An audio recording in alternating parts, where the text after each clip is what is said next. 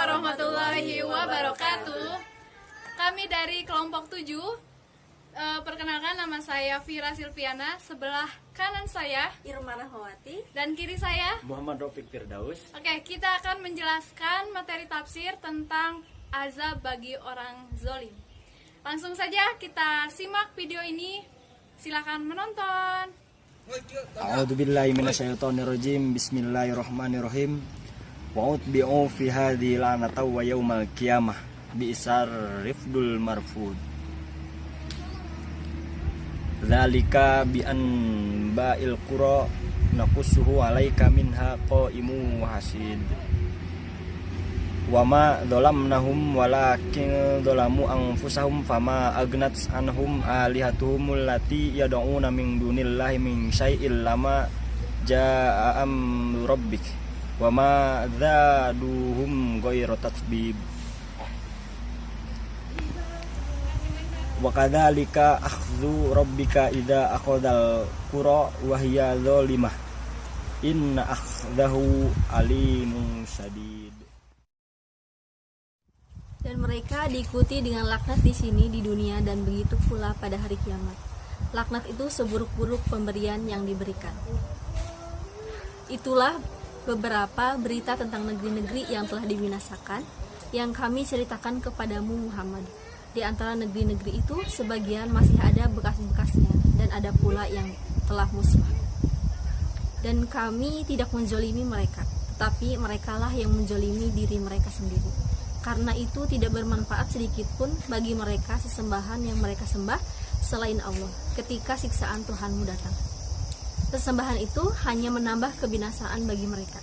Dan begitulah siksa Tuhanmu apabila dia menyiksa penduduk negeri-negeri yang berbuat zalim.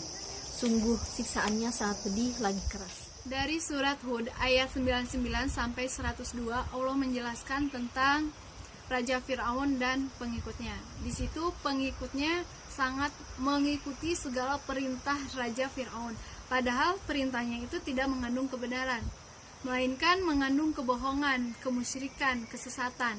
Dari situ Allah mengutus Nabi Musa alaihissalam untuk membawa ayat-ayat Allah dan mukjizatnya. Dari situ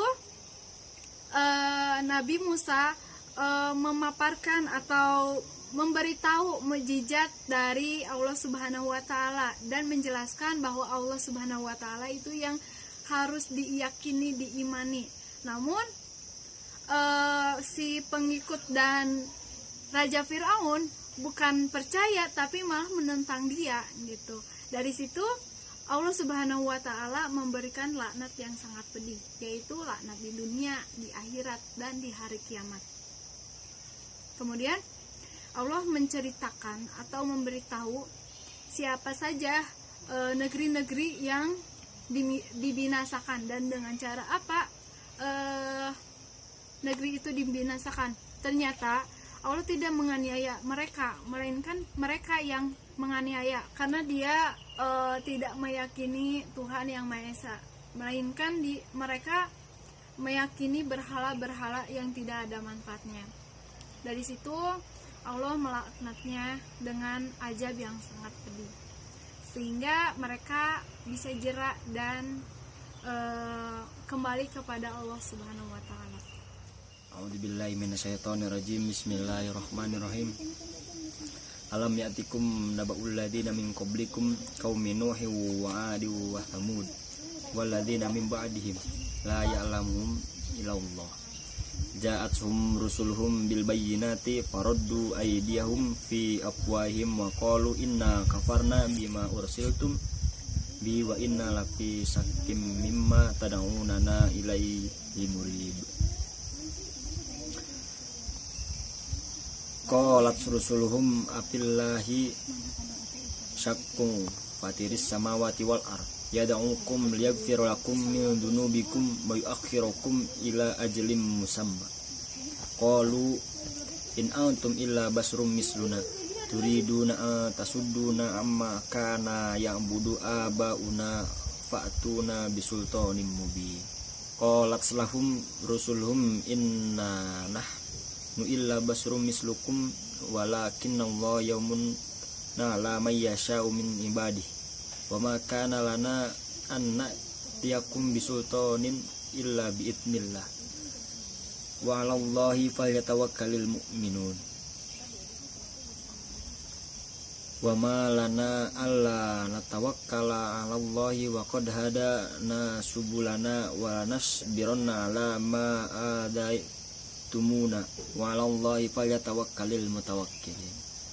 Wa qala alladziina kafaru li rusulihim lanukhrijannakum min ardina aw la ta'uduna fi millatina wa auha ilaihim rabbuhum lanuhlikanna dzalimin wa nuskinannakumul arda min ba'dihim dzalika liman khafa maqami wa khafa wa'id. Wastaftahu wa khaba kullu jabbarin anid min waraihi jahannamu wa yusqa mimma sadid yatajarruhu wa la yakadu yusibuhu wa ya'tihi mautu min kulli makanin wa ma huwa mimay wa ma waraihi adzabun qalil. Belumkah sampai kepadamu berita orang-orang sebelum kamu, yaitu kaum Nuh, Ad, Samud, dan orang-orang sesudah mereka?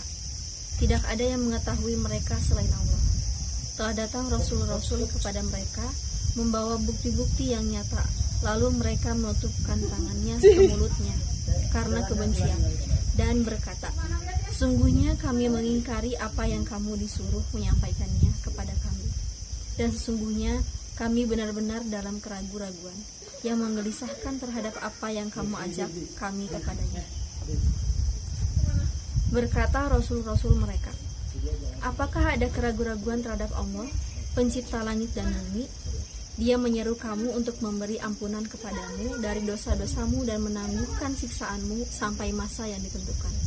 Mereka berkata, kamu tidak lain hanyalah manusia seperti kami juga. Kamu menghendaki untuk menghalang-halangi, membelokkan kami dari apa yang selalu disembah nenek moyang kami. Karena itu, datangkanlah kepada kami bukti yang nyata. Rasul-rasul mereka berkata kepada mereka, kami tidak lain hanyalah manusia seperti kamu. Akan tetapi, Allah memberi karunia kepada siapa yang Dia kehendaki di antara hamba-hambanya. Dan tidak patut bagi kami mendatangkan suatu bukti kepada kamu melainkan dengan izin Allah, dan hanya kepada Allah sajalah hendaknya orang-orang mukmin bertawakal.